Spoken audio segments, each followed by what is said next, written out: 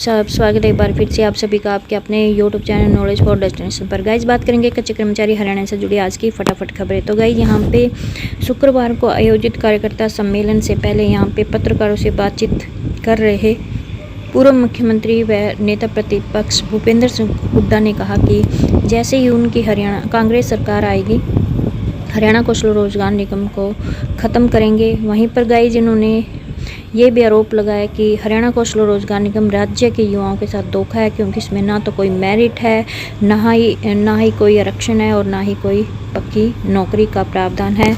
तो यहाँ पे हरियाणा कौशल रोजगार निगम ख़त्म करने को लेकर भूपेंद्र सिंह हुड्डा ने कहा है।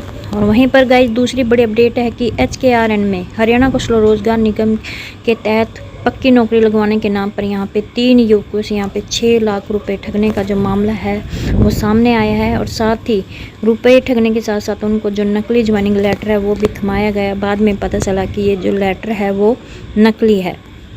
और जब उनसे फ़ोन पर संपर्क करना चाहा तो उनका जो फ़ोन नंबर है वो बंद मिला। बाद में जब उनके घर गए तो बताया गया कि हम तुम्हारे पैसे हैं वो दिलवा देंगे, लेकिन वह घर पर नहीं आ रहा है। तो गाइस यहाँ पे ये समय समय पर ऐसे मामले हैं वो आपको देखने को मिल जाएंगे।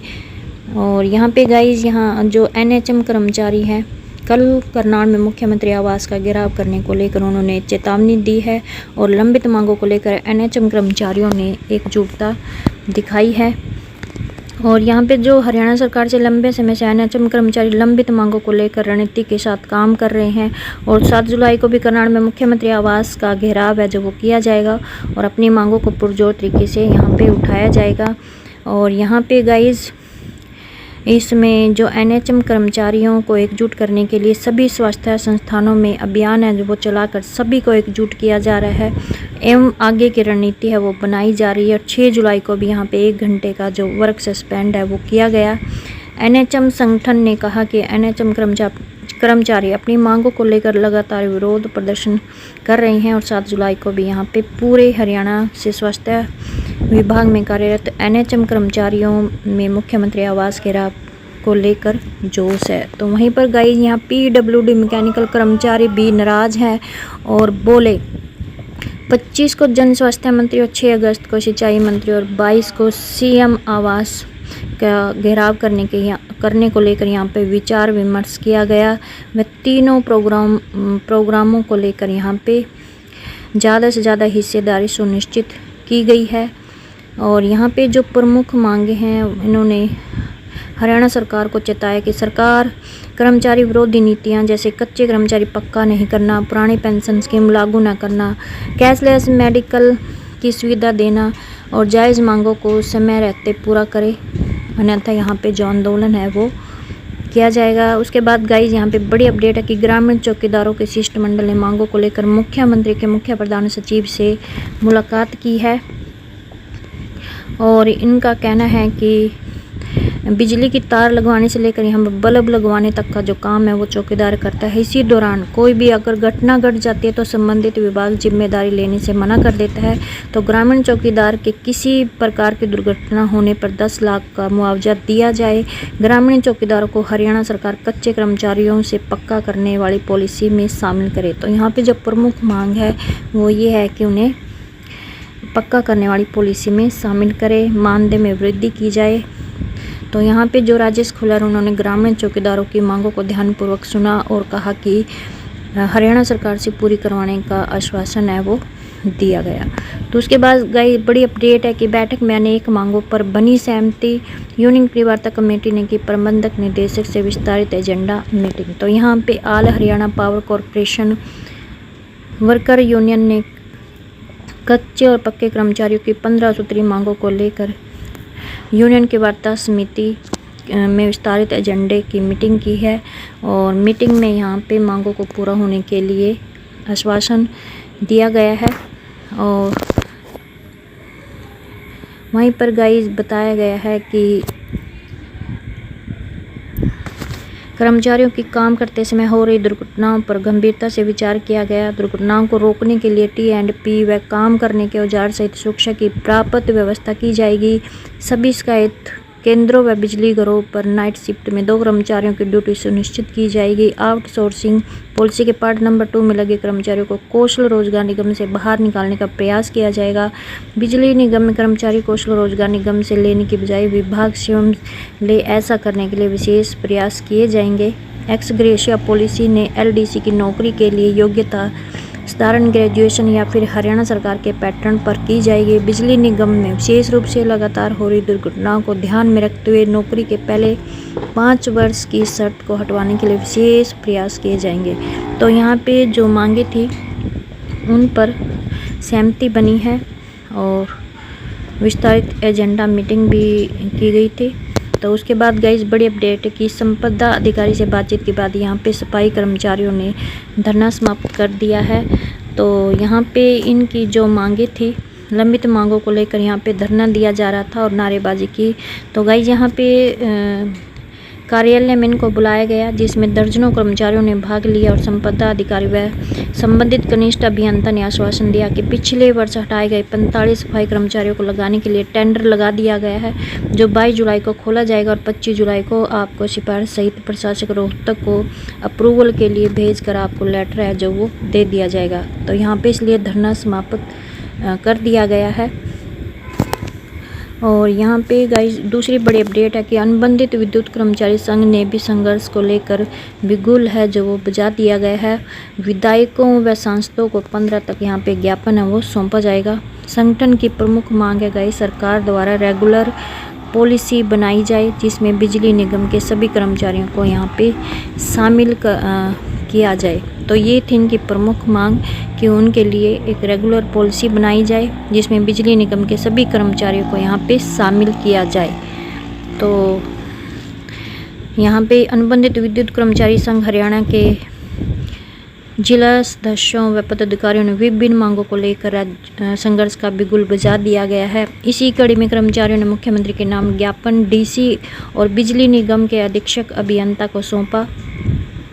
और यहाँ पे गाइस बताया गया है कि अगर उनकी जो प्रमुख मांग है वो ये है कि उन्हें रेगुलर पॉलिसी में शामिल किया जाए।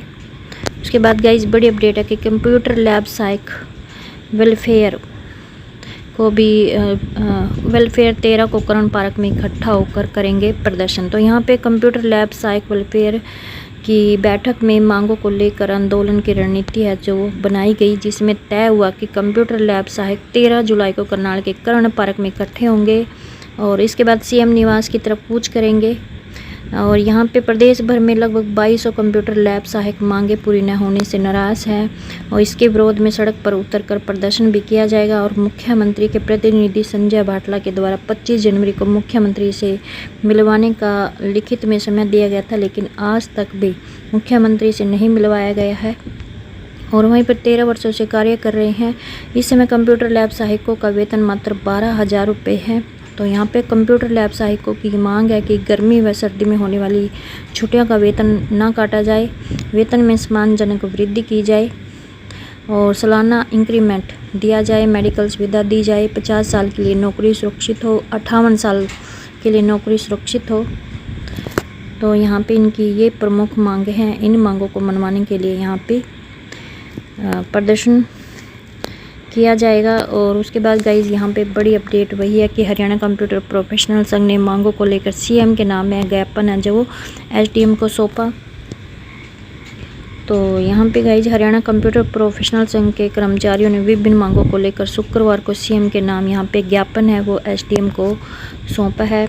और इनका कहना है कि अगर जल्द से जल्द इनकी मांगों का समाधान नहीं हुआ तो 15 जुलाई से प्रदेश व्यापी हड़ताल है वो की जाएगी। और ज्ञापन में बताया कि भारतीय मजदूर संघ के मार्गदर्शन में 22 अप्रैल 2023 को DIETS की मांगों को लेकर मिला था, जिस पर DIETS की मांगों को सुनते हुए बायलॉज लागू करने का आश्वासन दिया था। और 2768 कर्मचारियों को बायलॉज का लाभ देने के लिए यहाँ पे आज तक इलेक्ट्रॉनिक्स एवं सूचना प्रौद्योगिकी विभाग द्वारा कोई भी परिपत्र है वो जारी नहीं किया गया है।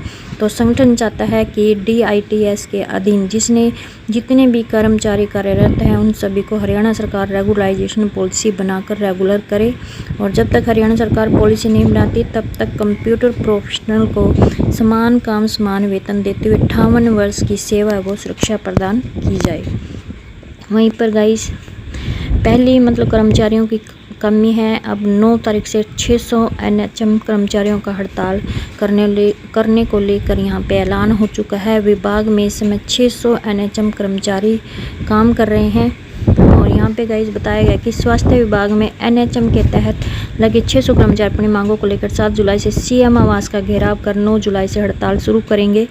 तो ऐसे में कर्मचारियों के हड़ताल के जाने पर हड़ताल से व्यवस्था और भी बिगड़ेगी और मरीजों को यहाँ पे परेशानी भी बढ़ेगी। तो यहाँ पे कर्मचारियों ने करनाल में राज्य स्तरीय बैठक आयोजित कर हड़ताल की रणनीति बनाई है, और प्रदेश में भर में लगभग इस समय 16,000 NHM कर्मी हड़ताल शुरू करेंगे। और गाइस यहाँ पे अपनी मांगों को लेकर ये भी लगातार हैं जब वो प्रदर्शन कर रहे हैं। इनका कहना है कि अभी तक भी उन्हें अप्रैल और मई महीने का बजट है वो जारी नहीं किया गया। वेतन को कंसोलिडेटेड करने के निर्देश जारी किए गए, जिसके कारण कर्मचारियों को अप्रैल और मई महीने का जो वेतन है वो नहीं मिला है। और तो यहाँ पे सचिव ने कहा कि 7 जुलाई को CM आवास का घेराव कर 9 जुलाई से कामकाज जो बंद करके हड़ताल है वो शुरू की जाएगी। उसके बाद गाइस बड़ी अपडेट है कि अधीक्षक अभियंता और DC को ज्ञापन सौंपकर बिजली निगम के अनुबंधित कर्मचारियों ने पक्का करने की मांग की है। और यहाँ पे इनकी जो प्रमुख मांग है वो ये है कि सरकार द्वारा रेगुलर पॉलिसी बनाई जाए जिसमें विद्युत विभाग के सभी कर्मचारियों को शामिल किया जाए। सभी मांगों को लेकर यहाँ पे शुक्रवार को SC कार्यालय की जो बिजली मंत्री हैं उनको हरियाणा को ज्ञापन दिया जाएगा। तो यहाँ पे गाइस ये थी आज की कच्चे कर्मचारियों से जुड़ी खबरें।